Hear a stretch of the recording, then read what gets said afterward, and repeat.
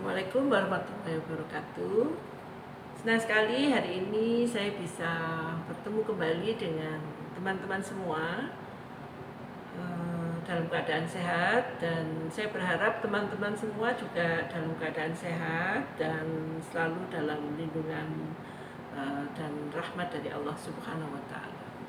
Teman-teman, hari ini saya ingin menyoroti untuk hal yang sekarang ini sedang ramai dibicarakan, yang sangat sensitif karena ini berkaitan dengan ibadah. Ya. Jadi seperti yang teman-teman pahami, hari ini hari-hari belakangan ini adalah hari-hari yang penuh sukacita bagi saudara-saudara kita yang sedang di Arab Saudi, yang sedang melaksanakan ibadah haji. Mungkin saat ini mereka sudah berkonsentrasi semua di Mekah, ya, sudah berkonsentrasi semua karena sebentar lagi mereka akan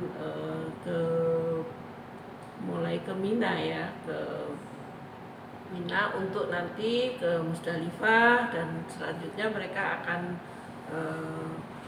ke ini melakukan wukuf, ya, di Arafah. Karena kalau haji itu bukan haji kalau tidak melakukan wukuf. Jadi kalau teman-teman sempat pergi umroh itu tidak pernah ada istilah wukuf, karena wukuf itu hanya pada saat haji saja, dan haji itu tidak tidak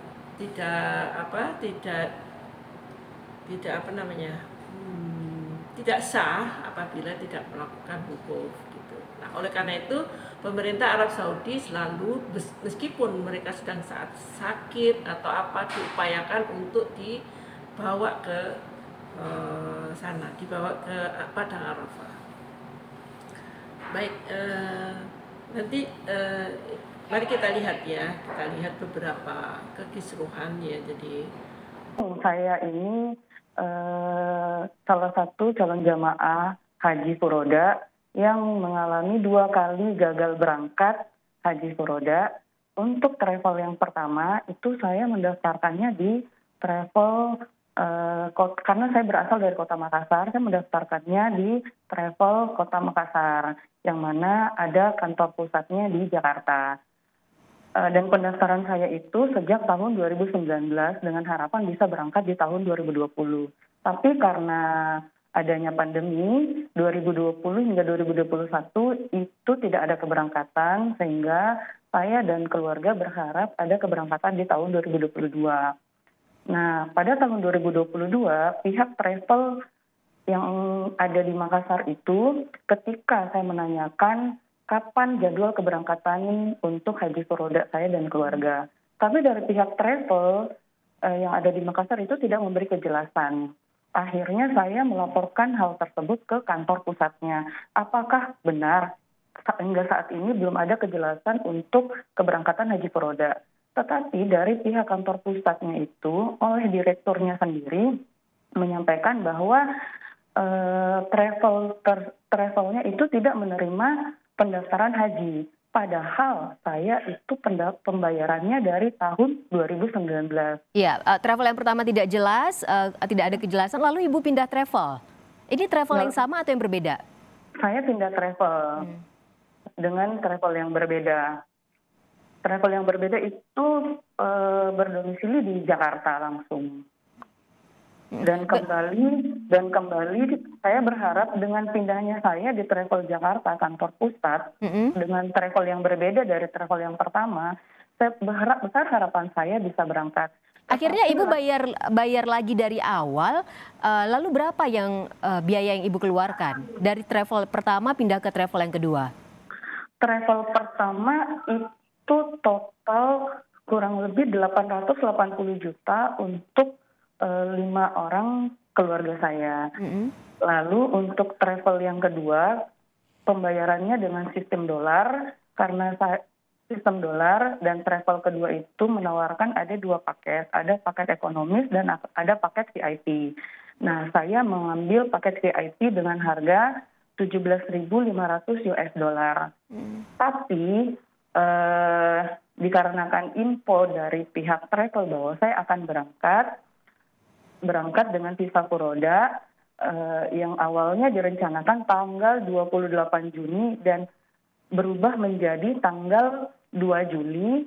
Dengan adanya perubahan tanggal tersebut, pihak jamaah harus dibebankan lagi biaya sebesar 2.000 US dollar. Nah, di hari keberangkatan di tanggal 2 Juli itu, kami dibebankan lagi biaya 3 juta untuk biaya tiket go show. Jadi total keseluruhan untuk biaya total keseluruhan pembayaran untuk nilai dolar itu 19.500 US dollar ditambah dengan 3 juta rupiah.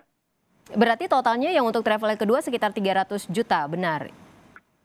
Kalau dikonversi kurang lebih seperti itu. Iya, berarti ada perbedaan ya Ibu ya, dari yang travel pertama ke travel yang kedua. Yang pertama 800, yang kedua 300. Apakah yang pertama yang 800 juta itu juga dikembalikan uangnya? Yang travel pertama itu hingga saat ini karena saya merasa dirugikan, saya melaporkan ke pihak kepolisian Polda Sulawesi Selatan. Karena sampai saat ini dana saya itu belum dikembalikan. Yang untuk kita melihat dari video tersebut, kita melihat ya bahwa banyak sekali saudara-saudara kita yang sudah berniat, sudah berupaya sedemikian rupa untuk berangkat haji tetapi gagal. Terutama mereka yang berangkat haji melalui sistem pemberangkatan haji furoda ya. Nah, haji furoda ini untuk tahun ini itu kan dikatakan ada 1.200 jamaah haji furoda yang tidak jadi diberangkatkan ya. Jadi memang haji furoda ini sangat istimewa karena dia berangkat berdasarkan undangan dari Arab Saudi langsung. Jadi dia tidak berdasarkan kuota yang dimiliki oleh Kementerian Agama. Jadi tidak bisa disalahkan ketika haji furoda itu tidak bisa berangkat. Jadi Kementerian Agama tidak bisa disalahkan. Ya, kalau teman-teman kan biasanya ada, kalau dilihat dari beberapa komentar itu mengatakan bahwa gimana tanggung jawab pemerintah, ini kami banyak yang tidak berangkat ya. Jadi haji furoda itu sama sekali bukan tanggung jawab dari pemerintah Indonesia karena dia betul-betul berdasarkan undangan dari pemerintah Arab Saudi. Jadi kalau kita lihat dari sistem pemberangkatan itu ada 3 ya. Jadi ada yang reguler, kemudian ada yang khusus ya atau yang disebut dengan VIP, kemudian ada yang furoda. Kalau yang reguler itu sekarang ini kan sudah terlalu lama ya, terlalu lama antriannya, bahkan sampai tidak masuk akal begitu ya, sampai 30-40 tahun. Bayangkan kalau misalnya seusia saya baru mendapatkan rezeki, kemudian mendaftar 30 tahun lagi mungkin saya sudah tua begitu ya, dan itu tidak memungkinkan lagi ya. Oleh karena itu Kementerian Agama kemarin Pak Menteri Agama mengatakan mereka melakukan bargaining dengan pemerintah Arab Saudi supaya paling tidak usia 70 tahun masih boleh diberangkatkan ya. Sebetulnya itu ya. Jadi kalau 70 tahun mungkin dianggap masih kuat lah begitu ya. Jadi semoga begitu ya. Karena kita melihat umur harapan hidup masyarakat Indonesia juga sudah semakin bagus ya, mudah-mudahan gitu.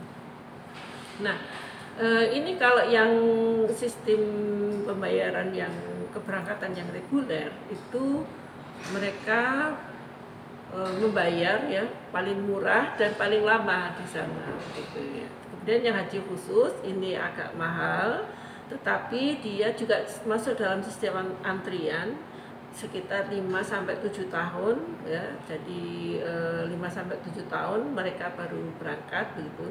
Sementara yang haji furoda ini langsung bisa berangkat pada saat itu, misalnya tahun ini mendaftar, kalau ada nasib baik begitu dia bisa berangkat lagi. Dan harganya pasti bisa lebih dari minimal 200 juta kedengarannya, tapi dalam prakteknya beberapa teman mengatakan bisa sampai 450 dan lain sebagainya. Nah, teman-teman, kalau yang dua ini tadi, yang reguler dan yang haji khusus tadi, itu memang di bawah koordinasi Kementerian Agama. Jadi Kementerian Agama memiliki kuota dan itu yang dipenuhi. Dan di dua ini tidak ada masalah, alhamdulillah. Sementara yang haji furoda ini memang yang berita terakhir kemarin itu 1.200 orang jemaah haji furoda ini yang tidak jadi berangkat gitu. Dan itu memang bukan problem di Indonesia saja, ternyata di semua negara itu pemerintah Arab Saudi sudah menutup untuk pemberian visa haji furoda itu sejak 27 Mei ya. Sehingga ketika tanggal 27 Mei visanya belum turun, ya sudah pastilah mereka tidak bisa berangkat haji dengan visa furoda. Nah, teman-teman, yang perlu kita menjadikan titik pembicaraan di sini adalah Kementerian Agama itu dalam beberapa waktu yang akan datang itu tidak lagi diminta sebagai pengelola ibadah haji, dan itu kalau menurut saya menjadi sebuah tantangan ya, karena kita berkaca dari pelaksanaan haji furodah ini ya. Nah, kita sering mendengar ya dari beberapa video begitu ya. Jadi banyak mereka yang sudah membayar kemudian tidak berangkat haji, tetapi uangnya ini tidak bisa kembali. Ya, kita bisa bayangkan ya berapa banyak uang yang sudah disetor oleh jemaah, tetapi mereka tidak berangkat. Jadi ada beberapa memang travel ya, biro jasa travel ini yang nakal ya. Jadi ada yang mereka itu sebelum membayar itu dibuat sebuah pernyataan, nanti ketika tidak jadi berangkat mereka akan mendapat pengembalian uangnya. Nah, ketika mereka diminta untuk mengembalikan uangnya ya, mereka mengatakan ini harus ada sekian persen yang mengendap karena untuk menjaga supaya barangkali tahun depan bisa. Ada juga yang mengatakan oh, ini akan dikembalikan dengan catatan si calon jemaah haji tadi itu yang mengundurkan diri itu dia membawa orang sebagai gantinya, jadi harus mencari penggantinya. Nah, ini kan sangat menyulitkan karena kan tidak semua orang juga memiliki kemampuan sebesar itu gitu ya, yang sekian ratus juta gitu. Nah, ini yang perlu juga dijadikan sebagai sebuah waspada ya, karena apabila Kementerian Agama ini kemudian nanti tidak menjadi penanggung jawab untuk keberangkatan haji, itu akan berbahaya apabila travel itu tidak bertanggung jawab begitu apabila mendapatkan travel yang nakal. Nah, beberapa waktu yang lalu saya juga mendengar kabar bahwa untuk mendirikan biro jasa travel haji itu sekarang menjadi lebih mudah karena tidak lagi di bawah Kementerian Agama tetapi di bawah Kementerian Investasi ya. Jadi bukan investasi apa ya. Jadi begitu mudahnya untuk mengeluarkan izin tanpa melihat tanpa melihat profil gitu ya, dikatakan seperti itu, sehingga ini membuka peluang untuk biro jasa yang abal-abal mungkin atau biro jasa yang memang ditujukan untuk melakukan perbuatan curang untuk bisa mengeruk keuntungan pribadi. Itu yang perlu disikapi. Semoga itu akan menjadikan regulasi-regulasi itu nanti akan menjadi lebih baik ya, karena ibadah haji ini memang spesifik punya umat Islam ya, tetapi karena umat Islam ini adalah konstituen terbesar di dalam negeri ini, maka perlu dibuat aturan yang lebih baik supaya tidak merugikan orang banyak. Nanti kalau ada sentimen ya itu katakan Islam, bukan begitu. Tapi karena Islam ini adalah mayoritas ya, dan apabila itu mengenai eh, terjadi kesalahan di dalam regulasinya, tentu akan merugikan di masuk mayoritas bangsa ini. Nah, teman-teman, jadi kita perlu waspada. Jadi kalau misalnya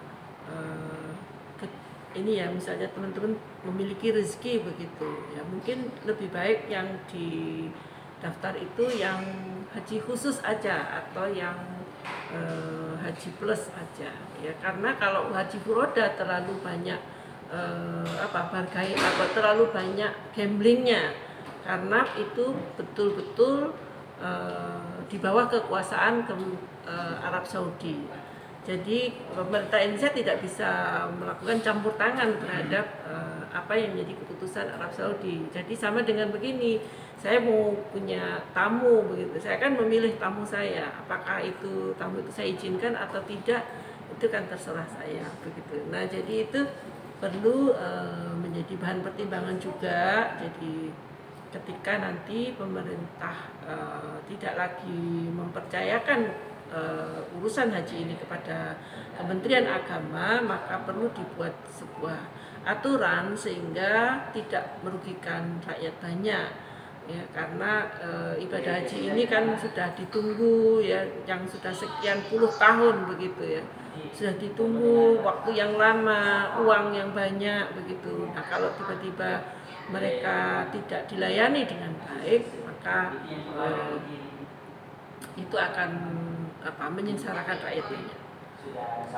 Sebetulnya kalau saya pribadi, saya kurang sependapat ya kalau ibadah haji tidak dikerjakan oleh Kementerian Agama. Meskipun kita tahu sekarang ini banyak sekali kekurangan-kekurangan, tetapi bukan berarti kekurangan itu kemudian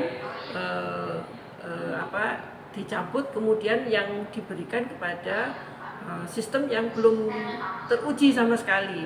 Harusnya kalau menurut saya yang kurang ini diperbaiki saja. Mana yang kurang diperbaiki, yang kurang diperbaiki. Misalnya kurang di apanya?